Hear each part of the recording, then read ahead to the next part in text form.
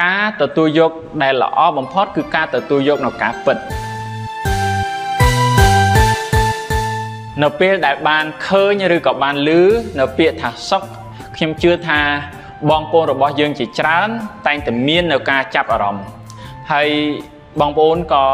ប្រហែលជាធ្លាប់ឮពាក្យថាសុខចិត្តពាក្យថាសុខចិត្តនេះយើងអាចធ្វើការបកស្រាយនៅក្នុងបរិបទពីរផ្សេងគ្នាសុខចិត្តទី1មានន័យថាចិត្តដែលសុខចិត្តដែលសប្បាយឬក៏ចិត្តដែលរីករាយហើយនៅក្នុងបរិបទទី2ពាក្យថាសុខចិត្តមានន័យថាព្រមឬក៏ការព្រមទទួលយកនៅការពិតឬក៏ព្រមទទួលយកនៅរឿងណាមួយដែលកើតឡើងនៅក្នុងជីវិតខ្ញុំជឿថាបងប្អូនយើងទាំងអស់គ្នាប្រកាសជាធ្លាប់បានឆ្លងកាត់នៅពេលដែលមានរឿងរ៉ាវណាមួយដែលយើងគិតថាជារឿងមិនល្អហើយកើតមាននៅក្នុងជីវិតរបស់យើងហើយបងប្អូនមិនអាចទទួលយកនៅរឿងនោះបានដូច្នេះនៅពេលនោះសេចក្តីទុក្ខសេចក្តីលំបាកការព្រួយបារម្ភផ្សេងគឺកើតមានចំពោះបងប្អូនជាមិនខានដូច្នេះហើយរឿងមួយដែលអាចជួយឲ្យយើងរំដោះអំពីសេចក្តីទុក្ខនោះបានគឺមានតែការព្រមទទួលយកហើយការទទួលយកដែលល្អបំផុតបងប្អូនការទទួលយកដែលល្អបំផុតគឺការទទួលយកនៅការពិតហើយការពិតនៅក្នុងโลกនេះគឺមានច្រើនមួយនៅក្នុងចំណោមនោះគឺសេចក្តីស្លាប់នៅក្នុងសម័យពុទ្ធកាលមានស្ត្រីម្នាក់បន្ទាប់អំពីបានរៀបការហើយក៏មានកូនមិនយូរប៉ុន្មានកូនរបស់ស្ត្រីនោះក៏ស្លាប់ដោយសេចក្តីស្រឡាញ់បងប្អូននាងមិនអាចទទួលយកនៅការពិតបាននាងក៏ខំប្រឹងប្រែងដើររកសួរគេសួរឯងដើម្បីរកថ្នាំព្យាបាលកូនរបស់នាងដែលស្លាប់នោះឲ្យរស់ឡើងវិញពីផ្ទះមួយទៅផ្ទះមួយពីស្រុកមួយទៅស្រុកមួយក៏ប៉ុន្តែទោះបីជាទៅដល់កន្លែងណាក៏គ្មាននរណាម្នាក់អាចជួយនាងបានដែរនៅពេលដែលនាងបន្តដំណើរទៅក៏បានទៅជួបជាមួយនឹងព្រានម្នាក់នៅពេលនោះព្រានក៏បានណែនាំនាងឲ្យទៅជួបជាមួយនឹងព្រះសម្មាសម្ពុទ្ធឮអញ្ចឹងបងប្អូនគឺសប្បាយចិត្តមែនទែននាងក៏ធ្វើដំណើរទៅក្រាបបង្គំព្រះសម្មាសម្ពុទ្ធព្រះអង្គដឹងថាលោកអត់អាចធ្វើឲ្យ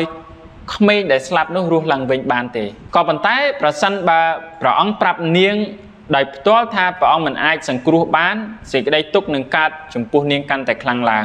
ពីព្រោះអត់មានជំរើសណាផ្សេងទៀតទេដើរមកយូរយារហើយ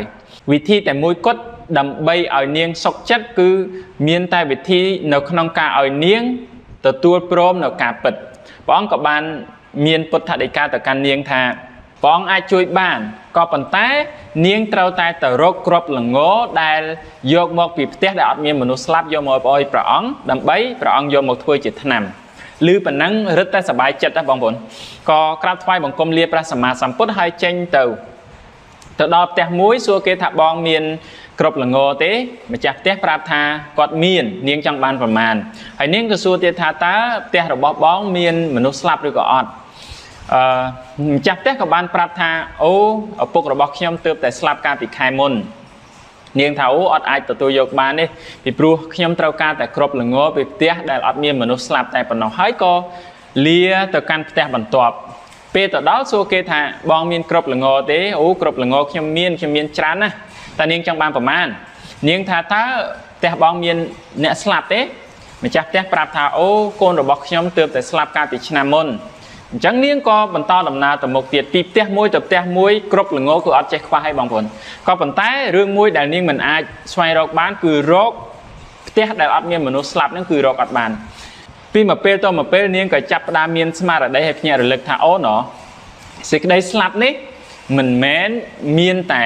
ក្នុងជីវិតរបស់ខ្ញុំទេក្រុមគ្រួសារណាក៏មាននៅមនុស្សស្លាប់ដូចគ្នាដែរអញ្ចឹងហើយនាងក៏ចាប់ផ្ដើមយល់ហើយក៏ឈប់បន្តដំណើរទៅមុខទៀតបានយកកូនរបស់នាងទៅធ្វើបុណ្យតាមប្រពៃណីបន្ទាប់ពីនោះមកចិត្តរបស់នាងចាប់ផ្ដើមទទួលយកហើយសេចក្តីសុខគឺចាប់ផ្ដើមកើតមានចំពោះនាងជាធម្មតាវិញរឿងនេះគឺចង់បង្ហាញឲ្យបងប្អូនទាំងអស់គ្នាយល់ឃើញថា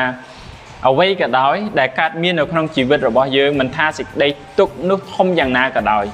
បើយើងយល់អំពីការពិតនៃជីវិតហើយយើងអាចទទួលយកនៅការពិតនោះបានសេចក្តីទុក្ខមិនអាចគ្របសង្កត់នៅលើចិត្តរបស់យើងបានទេបងប្អូនដូច្នេះ សួរថាតើធ្វើយ៉ាងណាទើបយើងអាច